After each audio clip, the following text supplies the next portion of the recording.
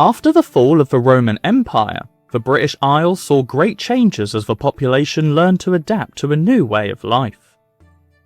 Following the Saxon migration to England, arms and armour would take on an experimental phase, no longer relying on Roman-funded industries to mass-produce armour and weaponry.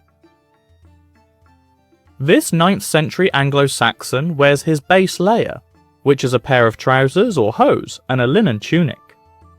He then wears a thicker tunic called an undertunic, as it goes under the mail which he will be wearing next. Gambesons were not a thing during the Saxon period. Instead, these woolen tunics were the only form of padding that was worn under the mail. This tunic features a tablet weave, which was a common method of decoration throughout Europe during this time period. The decorated edging was often used to cover lines of stitching at the cuffs and around the collar. The pattern used for this tunic is called the Osseberg pattern, featuring rich dark reds and yellows. The Anglo-Saxon Earl now wears his mail shirt, which would be called a byrnie or a hauberk. Mail was very expensive and rare during the Saxon period. In the centuries prior, the Roman Empire had taken control of Britain and set up large-scale metalworking industries, where many people would work around the clock to produce iron. Then more people would sit in workshops, smithing the iron into riveted rings to mass-produce mail shirts. Not only this, but iron cuirasses called lorica segmentata would also be made on a large scale.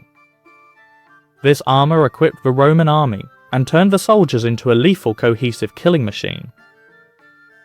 The Saxons, however, did not have the capability of setting up these large workshops, as various tribes who settled in the different regions of England had no financial backing from a colossal empire over in mainland Europe, or droves of people to do the work. Instead, armour was a very small-scale business, but also had its positives, which we will touch upon later in the video. The Saxon Earl now equips his langsax. The sax is a single-edged weapon similar to a sword, and is believed to be what gave the Saxons their name. Contrary to popular belief, the langsax was certainly not the poor man's sword, as the iron required to make such a weapon would have been just as expensive as making a regular sword. Indeed, most sax finds have shown to be highly decorated, usually with etched blades, bone handle details, and golden inlay. Anglo-Saxon swords were descendants of the spatha, a popular sword type during the late Roman Empire. They featured a longer blade, often quite broad, and had two sharp edges. Anglo-Saxon swords and langsaxes are considered to be designed as a chopping weapon, which may be because less soldiers were armoured during this period in history. So, cutting through clothing to injure your opponent was fairly easy, especially with a longer blade where you could get more reach, and you had a longer blade length to contact the enemy's body. Next, the Earl wears a cloak. Of course, a cloak would not be worn in combat, as it would slow the warrior down and limit his scope of attack. But a cloak was still a very important item to take on campaign, as wool was quite waterproof, and the thick layers provided excellent insulation to keep warm during the colder seasons. The Anglo-Saxons often used the colour red to dye their clothes, as the madder plant of which the dye was extracted was widely available in Britain.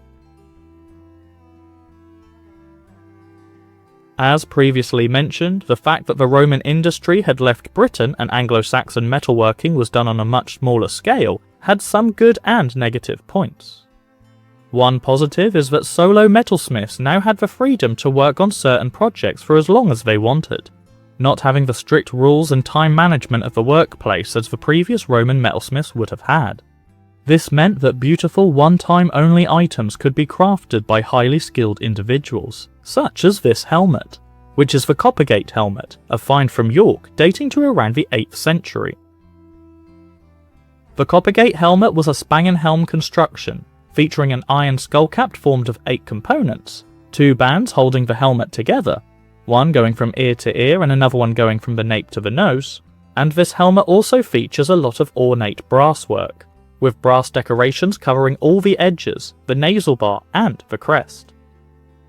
The Coppergate also has 2 cheek guards which are also edged in brass, and a mail ventail comprised of forge-welded mail links, a much more time-consuming and expensive method than the more common riveting technique.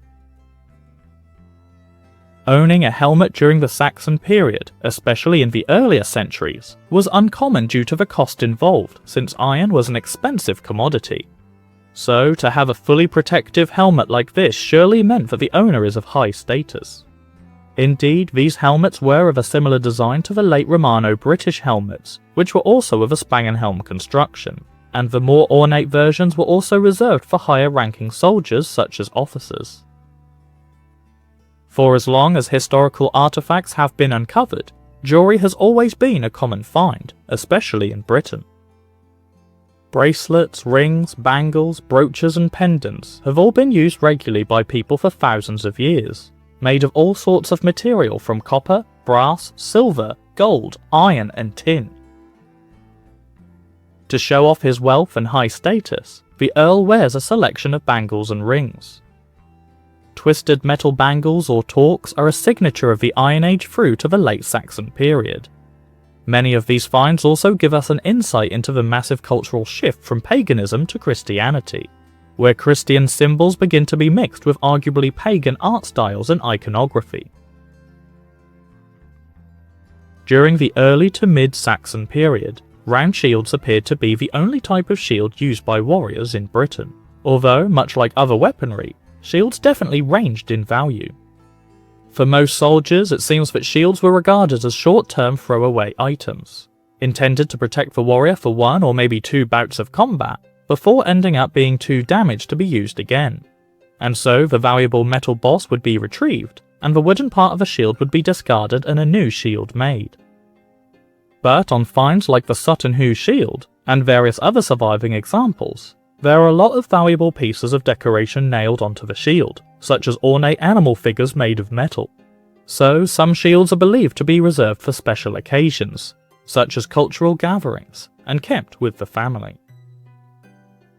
This shield is of a lower level of craftsmanship, which suggests it is made for combat. A single layer of thin planks have been glued together, then the surface of the shield has been faced with leather and then painted over with a typically Anglo Saxon symbol, again using red madder dye to achieve this colour. The shield features a hardwood central grip on the back, protected by a circular iron boss on the front. The final item that this Anglo-Saxon Earl equips is his spear. Spears were by far the most common weapon on the battlefield during this period in history. They only use a small amount of metal, and the shaft is made of wood, which meant that spears were relatively cheap and could be produced on a larger scale. Also, the length of the shaft meant that a warrior could keep distance from an opponent, keeping the opponent back, especially important if you yourself are not wearing any armour. And a row of spears in a shield wall was a good tactic against cavalry. This spear design is typically known as the Type F, and dates to the mid-9th to the mid-10th century. It is a fairly common style of spearhead, and would make for a very utilitarian style of Saxon spear. Some spearheads have been found with high levels of etched decoration or gold and silver inlays, mainly around the socket. We don't know much about how the Anglo-Saxons fought, as they didn't have much of a written culture that we know of, but it is believed that they commonly opted for spear and shield techniques, also often using axes and bows. Of course, the Saxons famously used the shield wall against the Normans during the Battle of Hastings in 1066, but this would be another 200 years in the future for this Anglo-Saxon Earl. During this time, the main threat of the Saxons were the Vikings, who had invaded around 100 years ago and had been conquering lands in England, slowly gaining more control over the British Isles and beating back the various Saxon kingdoms. Armour and weaponry from the 7th to 11th centuries in England were very similar between the Saxons and the Vikings, with both using mail shirts, Spangenhelm or nasal helmets, axes, spears, spar swords and round shields, so their capabilities in combat were fairly matched. The Vikings, however, appeared to have the upper hand, as the Nordic raiders who came over to England on longships were often picked for their fighting capabilities, strong and fit men ready for war. The Saxons, on the other hand, did have a healthy retinue of fighting men, but they soon found themselves stretched and exhausted as Viking longships appeared on the shores all over the kingdom, often causing havoc wherever they landed. Of course, it is important to point out that not all Nordic people who came over to England were aggressive warriors. After the Viking kingdom in England began to be established, many families, workers and farmers came over to settle and make a new life in England, integrating themselves with the local Saxon communities. It is at this point where I would like to give a big thank you to the reenactor featured in today's video. He is part of the Sestrafeld and the Sudjorvik Saxon Viking reenactment groups, both subgroups of Regia. Please help us support the reenactment groups by following their social media pages and visiting their events. Supporting our heritage of reenactment societies helps us create more videos like this, as well as keeping the British cultural hobby of historical reenactment alive for future generations.